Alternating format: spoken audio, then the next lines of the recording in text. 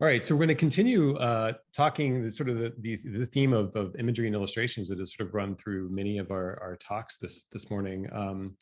Some of you who were with us yesterday for the sort of visiting our former students, you may remember that Stylus Akira said that he encountered the Cassady Carroll collection at the USC Libraries through this thing called the Academy for Polymathic Study at the libraries.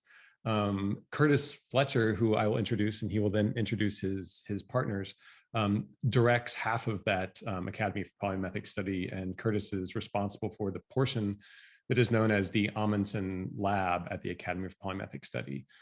Curtis's research is around media studies and visual studies and the history of technology. His published work looks at history of educational technology and humanities education and the history of the digital humanities. He specializes in sort of digital research and writing with a particular emphasis on sort of new models for authoring, credentialing, and publishing in sort of born digital scholarly realms. One of those sort of ways in which Curtis's expertise is manifested in the real world is through this digital publishing platform called Scalar, which you're seeing an example of on the screen right now. And I'm sure Curtis and his partners will elaborate on that a little bit. So this is really fascinating a look from at the theme of illustration that we'll continue with. So I'm really excited to welcome Curtis to then introduce his partners and continue our program.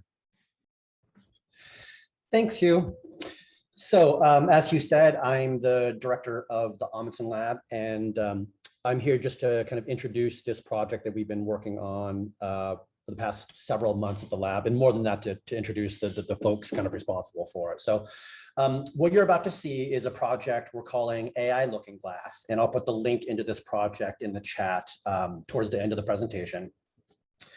AI Looking Glass is essentially a set of really kind of amazing, fantastic, and fantastical, I suppose, images and videos that were generated by training artificial intelligence models on text and images from the works of Lewis Carroll, and in particular from our own Cassady collection. So the works were created by Elea Zhong, who you're going to hear from.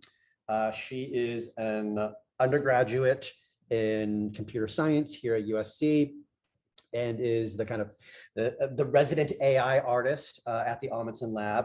And the project was overseen by Samir Ghosh, who is the assistant director of the Ahmanson Lab, who himself majored in computational linguistics at USC, and is on his way to a PhD program in computational media at UC Santa Cruz. So I hope you enjoy the project. I really do think that what you're about to see is truly in the Carrollian spirit, by bringing together lots of different aspects from different spectrums of different disciplines and methodologies, and spectrums from kind of procedural stuff to kind of fanciful and whimsical things.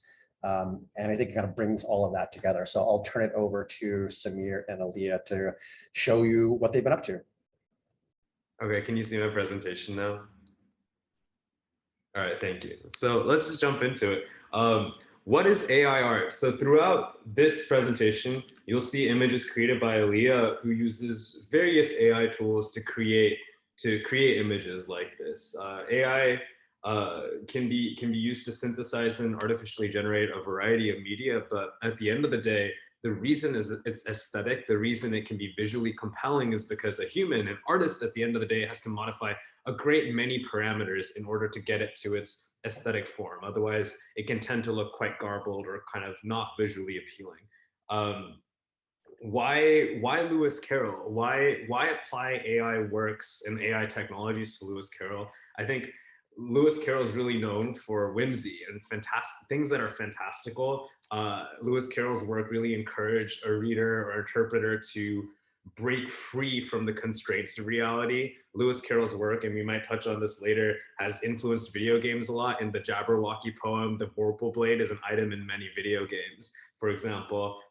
Lewis Carroll was also really a powerful mathematician and logician. So influenced in a lot of ways procedural generation, which is, a really important component of AI. Things like logic, mathematics, procedural generation. These are kind of what underpins a lot of these AI technologies.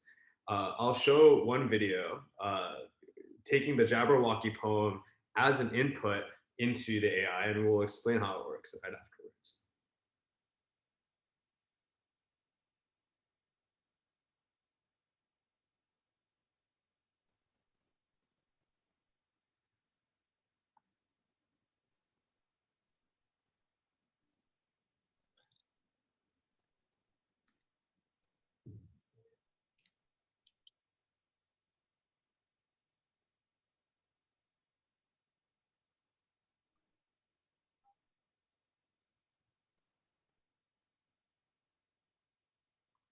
Cool. So that was very fascinating, very surreal. You may have been able to see components of the words of the poem and connect it to certain visual indicators within the video. How does it work? So one really important component of all of the AI tools in here that's used to synthesize images and synthesize videos is called clip. Understanding clip is really key to understanding how AI synthesizes work and how AI is kind of recognizing the meaning from a text and generating an image that correlates to it. So here's one analogy I like to use when explaining clips. Suppose I say the word building. When I say the word building, some patterning of neurons is firing in your brain. Similarly, if I were to show you an image of a building, there's also going to be some firing of neurons in your brain. With that word building, when you see that, and with the image of a building, when you see that, there's probably some patterning of neurons that's common to both the image of a building and the word of a building. So in a way, that's what clip is. Clip is a n-dimensional representation way beyond the scope of what we can mathematically comprehend as an individual human that can find a representation of a word and an image and have it be common. So this really powerful tool is used to take an input such as portrait of a woman wearing jewelry with a starry background, and with a lot of other steps can generate the image on the right with kind of this beautiful style or kind of maybe descriptive accuracy. The image on the right correlates to the description on the left. Similarly, here's another example. If we have painting of a rocky beach during sunset, we can see that on the right as well. And clip is interesting because clip is trained on the kind of like a massive, massive data set of images from the internet. So in a lot of ways, it kind of reflects what we as humans create. So many humans put art and put images on the internet, and how clip builds its representation is really, I feel in some ways, a representation of our collective human consciousness. So, this is an image of a flower, and in some of the input, we put the word flower, but it knows that it's a flower because so many different humans have contributed the image of a flower, and it derives the form of a flower from it. So Elea is going to explain a little bit more about how it works. Yeah, because CLIP is able to allow the artificial intelligence to interpret and understand images and text under a single framework, a single brain, we can then use the text of a specific poem or for example, the Jabberwocky by Lewis Carroll, and guide the AI to generate an image that matches that description. For example, here, it's the Jabberwocky with eyes of flame. And you can see flame in eyes. So because we can take every single line of the poem and create an output to it, we can use the AI to generate a connected video. And we can then manipulate stylistic parameters, such as the color of the edges or the motion of the video, if it's zooming in, zooming out, or spiraling. We're going to give an example of a spiraling video that takes the same Jabberwocky poem as input.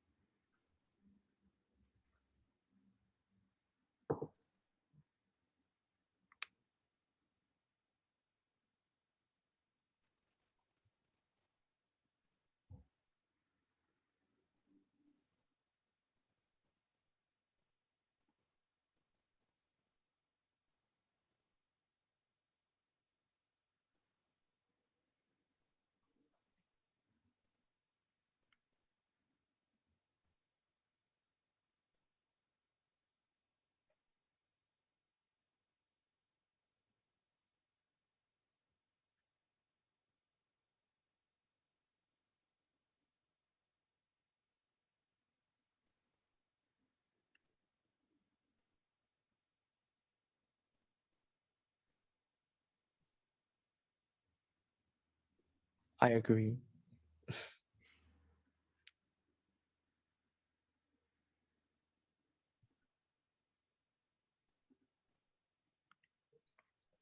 So extending on that, because clip can also take images as the input. We can give it images, for example, a blue ghost as an input on the left side, and it can create a blue ghost as an artificial intelligence generated image on the right side. Another example may be we give it a beautiful flower as an input, and it can create a beautiful flower as an output. So we can then also we can ask the AI to make several different versions from the same output. These are all examples of the Mad Hatter. And these are what AI thinks of it. So shout out to Jesse, who very painstakingly pulled out a lot of images from the collection, put it in a way that we could use to put in the AI. We used the Cassady Carroll collection at USC to kind of give these characters and all of these different styles to the AI in order to see what the AI would generate from it. So, for example, if we were to use this clip-based AI with these images of the Queen of Hearts, we can see these images on the right having components that are all common with all of these different stylistic interpretations of the Queen of Hearts. So let's go check it out. Curtis, if you could share the link in chat. But we have a small way for you to view and interact with some of these tools. You can select different characters. You can view the images of the Cassady collection that we've used as an input to the AI. And you can click the generate button to see what the AI has generated from these inputs, to see kind of how this clip-based AI has taken features and taken components of all of the collection to generate output images.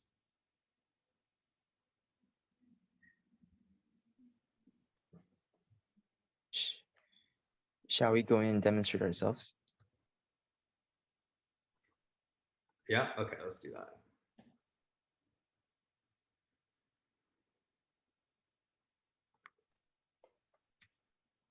So here I pulled it in the browser, and let's view the images of Alice that we have, and some images of Alice we have. And here we have a collection of these images from the Cassady collection, and under it you can see the author of the images, and it's Alice in a lot of different styles. When we click the generate button, you can see 9 images of Alice, and you can kind of see there are some features that it thinks that it's part of Alice. The skirt, the shoes in a way, the eyes. It tends to kind of malform the face. Let's go check out another character. I like what it has done with the Queen of Hearts.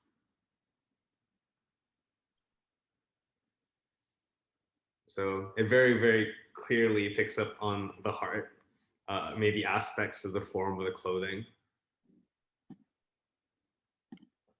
the legs in a way.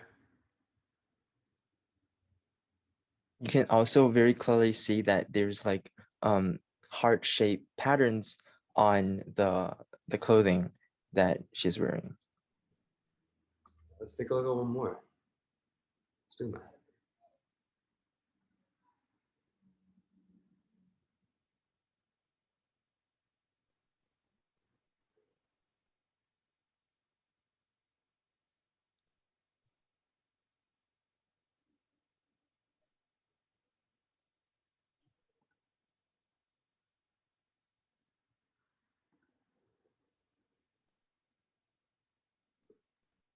I think it's done a little bit better of a job capturing the form of the white rabbit. I think true. I think the white rabbit is the most realistic figure of the 5. It somehow. Yeah. I'm not sure if it's because of the inputs or because VQGAN has knows about more images of rabbits, but yeah. I do know that, and Elea, you can correct me, but this type of algorithm tends to struggle with faces and human figures in that way. Yes, typically it would struggle in creating a thing which is singular and coherent because of how the artificial intelligence is modeled. For example, if you want to let it generate a chair, it has a tendency to create a chair with 6 legs or 3 legs or 8 legs, but it's not getting a chair with 4 legs might be rarer than we might think it would. It's very Carrollian in that way. Like it can maybe captures the idea of a chair, but breaks all of these things that we would normally conform to in reality. So in that way, we'd like to open up for questions and really, what got your mind with this? What would you like to know more about? And we'd love to discuss with you. Well, could you say a little bit about the 3 distinct styles here? So you have 5 characters. The input for each are about 20 images of that character taken from the Cassady collection. And then you ran those 20 or so images from the Cassady collection through the model in 3 different styles. And we're seeing those 3 different styles here. Can you just say a little bit about what accounts for the difference between the rabbit in the top row, the middle row, and the bottom row? Sure. So I think what I tried to do here is to make it slightly a bit more subtle. So I'm not specifying the style that much, but I'm trying to make the top row a bit more smoother and a bit more focused on the texture. But on the bottom row, I'm making it more rougher, but more focused on the outline. If you can see the other examples, I think the bottom rows are often very heavy in its black brushstrokes in creating an outline of things. But on the top, in the middle, I think it's more smoother and it tries to round out the edges. So I was trying to go for that kind of effect. Got it. And the full set of images, Elea output, I think 9 images for each of these styles, and those are all actually available. Samir, if you go to the menu on the top left and go to gallery, that's not going to give you the interactive component, but it's going to give you all of the images for each of the characters that were output. So there's actually quite a few. So these are all the ones for the Cheshire Cat, and you scroll down. All the Jabberwocky videos are also available at the bottom here. What's fascinating to me, seeing like the larger set of images together for the Mad Hatter, is that the hat is a very an important component of the Mad Hatter, but yet it only shows up in a solid form in a subset of it. So it's interesting to me that this clip-based AI is only sees the hat as maybe just one part of a Mad Hatter, not the main part.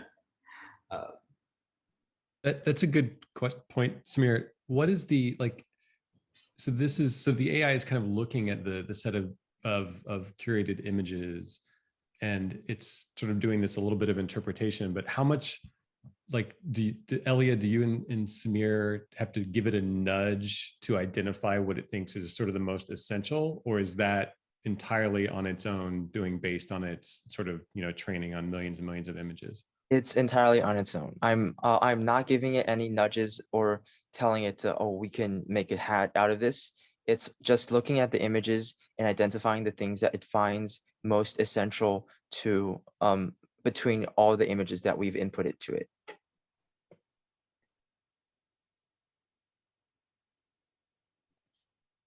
There's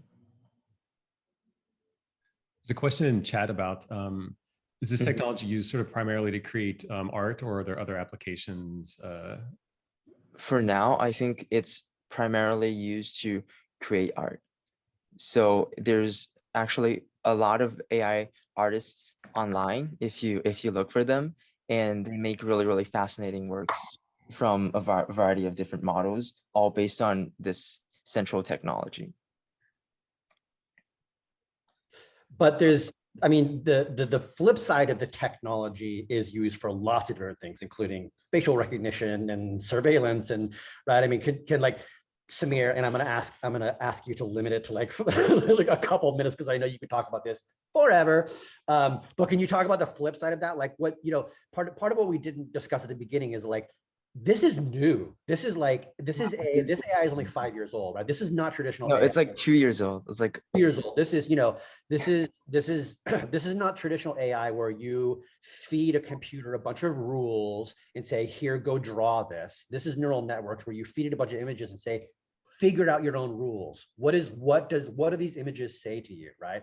The same way that you can now take AI and say, not feed it a bunch of rules and say, here's how you play chess and here's how you play chess well. You can just feed it a million games and be like, how do people play chess well? And it will beat anyone in the world, right? So this is a new kind of AI that makes this kind of stuff possible, and it can be deployed in a generative way, which you're doing here, right?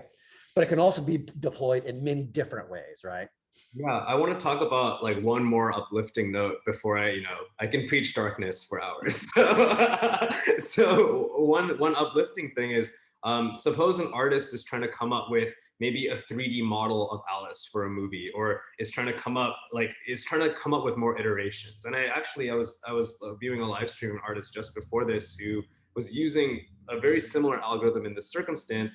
It can save the creative labor of the iteration, because you can ask the AI, come up with 1,000 different interpretations, and then the artist can go in and then use that for creative inspiration. So not only can it generate this kind of end product of art that we're all seeing and enjoying, but it can also help an artist with the intermediary steps, because the artist could use a very specific description and maybe a series of sketches they have to say, okay, I would like something in the vein of this. Could I see more possibilities?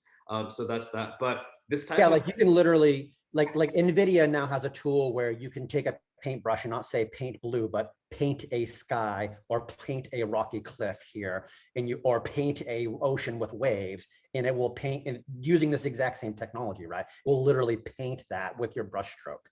Yeah. There's also like technology in which image in painting is used. For example, if an artist has already drawn a character, but they want to add a shoulder plate to that character, they could just wipe it out with a little bit of like targeting, and then they could send it to the AI, and the AI could generate a shoulder plate based on what they see outside of the images for them, with the prompt only being like shoulder plate and the image itself. And I think there's a lot of artistic potential in creating these kind of tools for artists, and not only creating like the whole thing, the whole art piece in one take. The name, if you want to do some more research, it's called a generative adversarial network, or a GAN. We were thinking before, like how deep should we go as far as the explanation, but these GANs are very powerful. So NATO recently announced a new domain of warfare, right? There's land, air, sea, and space as the things that all of the nations of the world are trying to negotiate. And the fifth one is cognitive, and it relates to the information we read, the information we pursue, and kind of just the way a populace is going to have mental models of the world. So these GANs, as you can see, we're using it in a very beautiful, uplifting, interpretive way that's allowing us to contemplate Lewis Carroll. But these things can be used for very, sinister reasons in some way, or not even sinister, but just very impactful reasons as well. So I think to keep in mind when we're looking at other types of media. I guess I could also try to answer the question that CR is is asking like a lot on chat. Like I'll go to the front because I'm seeing a lot of text. So I think that there's definitely some there's definitely a lot of moral ambiguity in the modern AI creation. Like for example, the GitHub Copilot, which has been launched recently, it has been commented by a lot of people that it has the potential to leak confidential code or like credentials to people, which is stored latently in its neural network.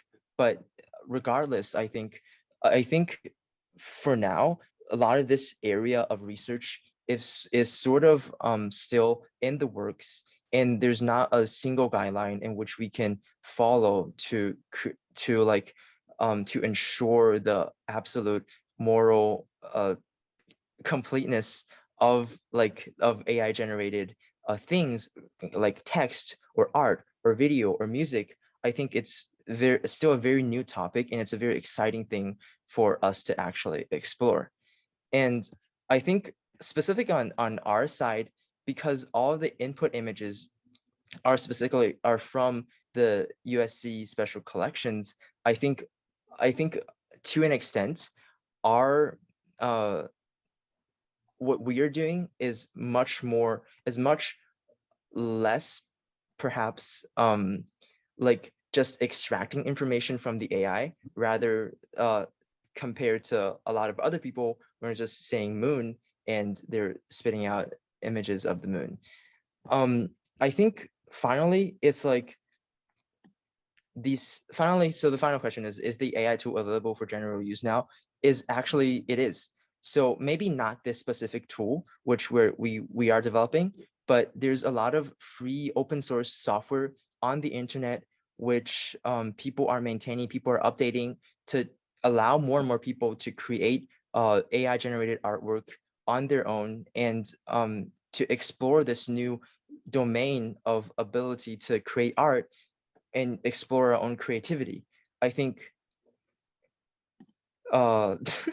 okay, I'll actually share the open source project that I'm in the chat, and if anyone wants to check that out, they can. It might be a little bit in depth, but to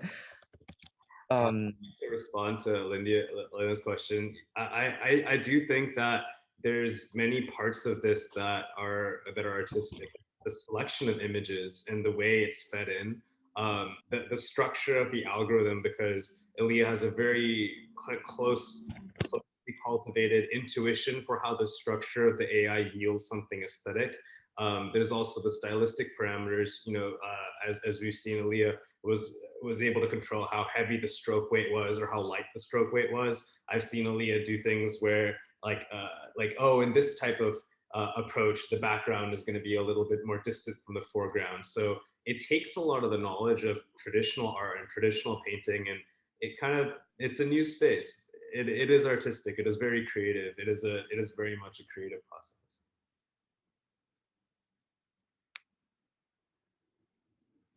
Elea, I wonder if you can, I mean, you're in this sort of fortunate sort of nexus where you have aesthetic skills and aspirations, but also a deep knowledge of the technology to make it happen. How close is this to being accessible to someone who may have the aesthetic ambitions, but not the technology chops to bring it into being? I would argue extremely close, because there's a tool online. So Google actually provides a free service in which people can run run a remote machine that has GPU power from their own browsers. And a lot of people, such as me, we're also creating these kinds of notebooks, as the term goes, and to allow people to make anything that they want and just automatically spit out results from the thing. So it actually can be as simple as entering the prompt, clicking a button, and waiting for 30 minutes. I think so. It's very accessible nowadays. We just have to know where to find these resources. Yeah, it can be as advanced as you like, but at the lowest level, doing it takes about as long as it does to familiarize yourself with like Wix website building. Like that's how Google has made it really, really easy. So yeah, people like me just want to make it as accessible as possible. So we make it really brain dead to just run the whole thing and not go through a lot of loops that we might have initially gone through when we're setting up the models, we're setting up the AI, we're training the things, but we want to make it really accessible to people that it can be done within a button click. Yeah. So I think to take it back to the video of Jabberwocky at the beginning, I just want to make sure that I understand and make sure it's clear to folks. So Samir, your introduction was sort of talking about the the process of recognition and interpretation that a human brain goes through when you hear the word building or see a visual representation of a building. So in essence, the video that we're watching is the AI doing that process according to line by line text input and then outputting its visual understanding of the text. Is that correct? Yes, there's maybe one additional layer, and we were thinking whether or not to go into detail about it, but we can use AI and like a procedural process to interpolate between the frames so it's smooth. So you can imagine we feed in a line, maybe about the vocal blade, or about the victory at the end. It generates an image, and then in between them, we can move between the two images. And that's how the video is created. Who owns these processed pictures? Hmm? Who owns them? The final you pictures? Yes, when you process these and you want to use them, who owns them? I think I would argue that we own them because Has there been any lawsuits filed or anything? I think at the moment, I don't think there's not any literature on lawsuits specifically referring to AI generated images at the moment, but I might be wrong because at least I haven't heard of any any news regarding this. And I'm really connected to like a lot of the AI art sphere. And I don't think there's any panic regarding this. And most people just take what they generate as their own. But people could enter the same words. If people enter the same words, would it show the same picture? I think that's true to a sense, but the AI is able to generate variations in images even with the same input. I see. Yeah, I think so. I think Elea definitely owns these images. She isn't just entering the text of the images. She's there's a certain amount of style that goes into this and tweaking the variables, that sort of thing.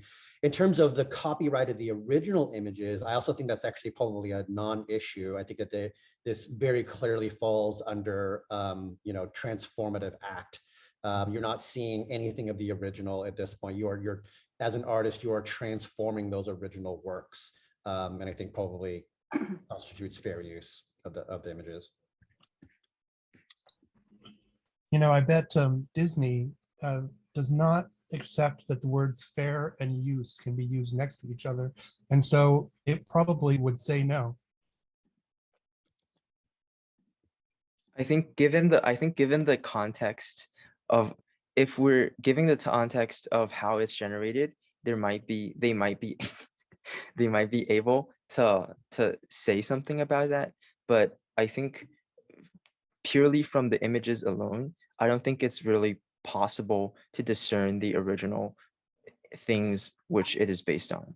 I do think it was very interesting that you mentioned earlier, like what happens if you put the same input, like two different people put the exact same input into the algorithm. Within the algorithm, there's a lot of like randomly generated numbers. So it's extremely difficult, even with the same inputs in an algorithm, sometimes to get the same output unless you're using the exact same randomness algorithm underneath the hood. So is there more than one input type for AI? I mean, or is there only one AI location that you would send your words to?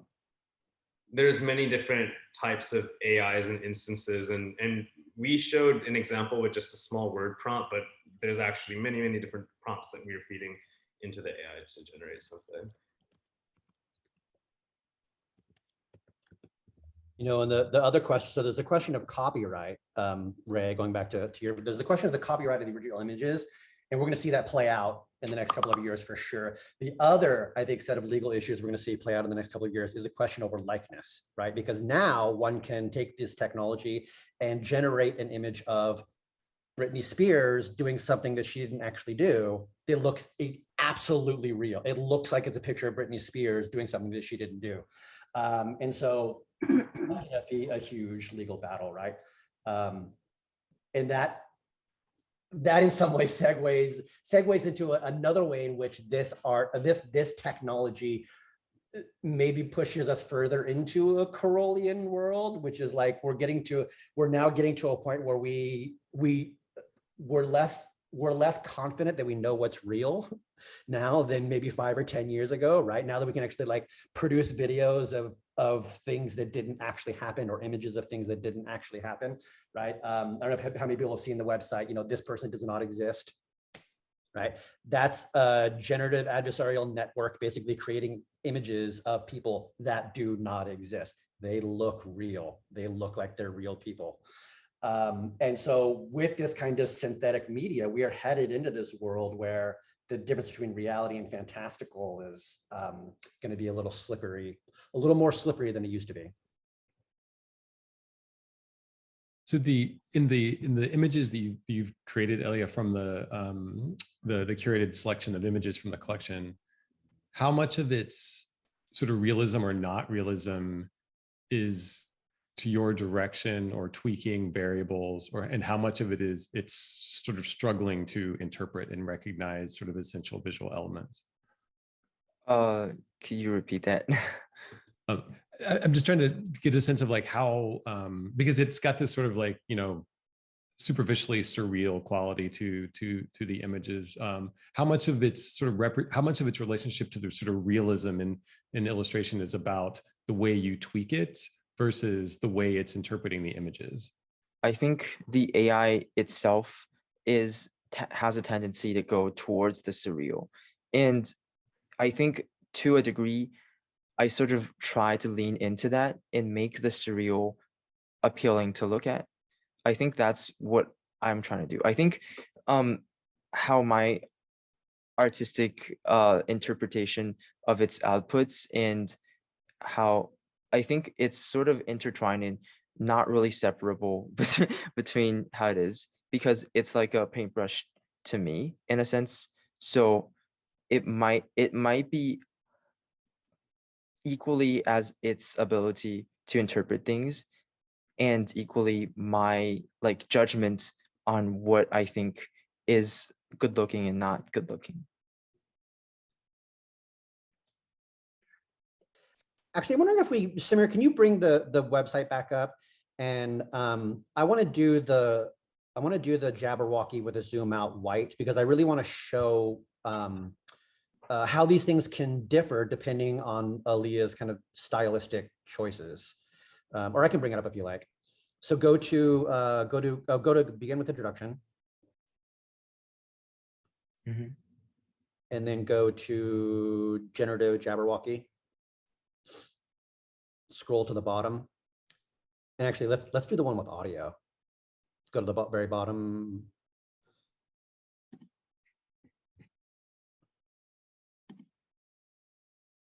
Is your audio on?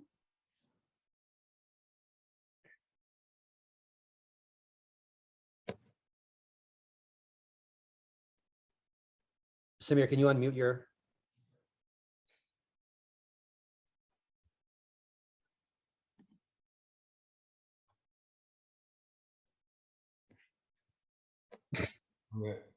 Okay, perfect.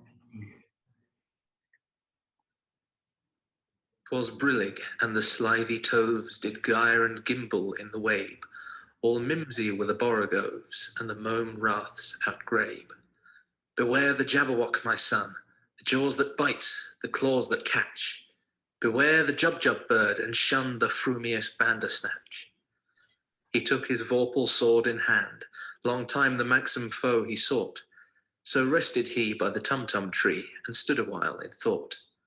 And as in uffish thought he stood, the Jabberwock with eyes of flame came whiffling through the tulgey wood, and burbled as it came. 1, 2, 1, 2, and through the vorpal blade went snicker-snack. He left it dead, and with its head he went galumphing back. And hast thou slain the Jabberwock? Come to my arms, my beamish boy. O frabjous day, callooh, callay, he chortled in his joy.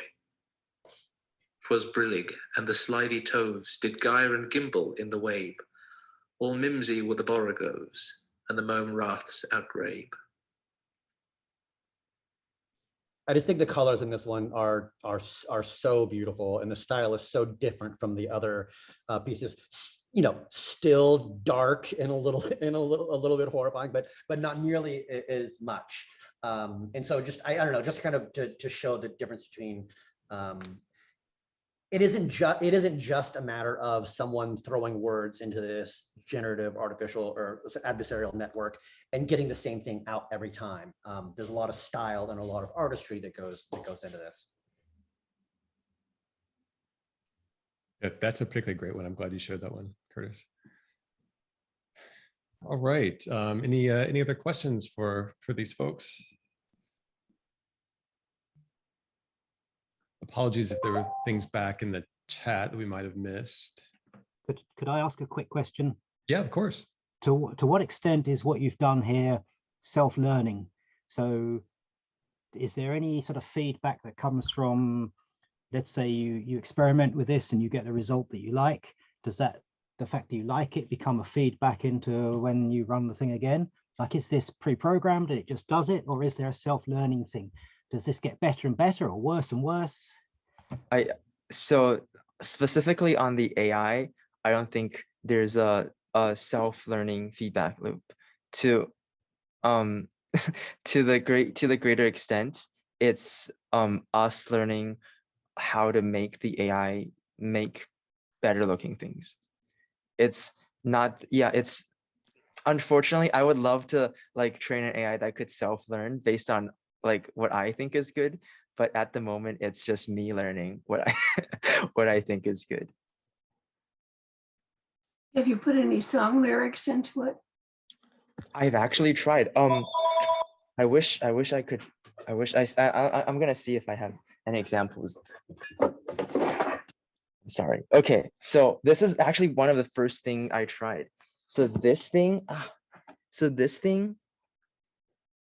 is it's generating the a result from the song lyrics "Astronaut in the Ocean." It's from the first, I think, first 4 lines of, I don't remember, but it's like it has astronaut in the ocean, and it actually created an astronaut in the ocean. I'm sorry if the zoom filter is bad, but I think it looked really nice. And I think like seeing that song lyrics could make beautiful results was actually a great motivator and like pushing me towards this, like generating these things. I think it's really beautiful. So there's yet another potential way to bring Britney Spears into this. Absolutely, absolutely. Yeah. You know, contact me. We'll sort it out. You know. There's one final question in the chat. Does the program, does the AI only respond to English language inputs that you've been using? Actually, for this one, only to English, but there are the most significant other language that this AI, like another AI of equal size, was trained on was Russian. It's it's called, so the tech is called Dali, and this was like, it is trained on Russian language, and you input it and you input Russian and it creates like art from that. And one of its crucial components was this clip that was trained on Russian. All right, well, thank you. Thank But, you. right? If you entered these words, who really won the presidential election? Do you think the system would blow up? Do you want me to try? No. No. We don't have the capacity for that amount of controversy right now.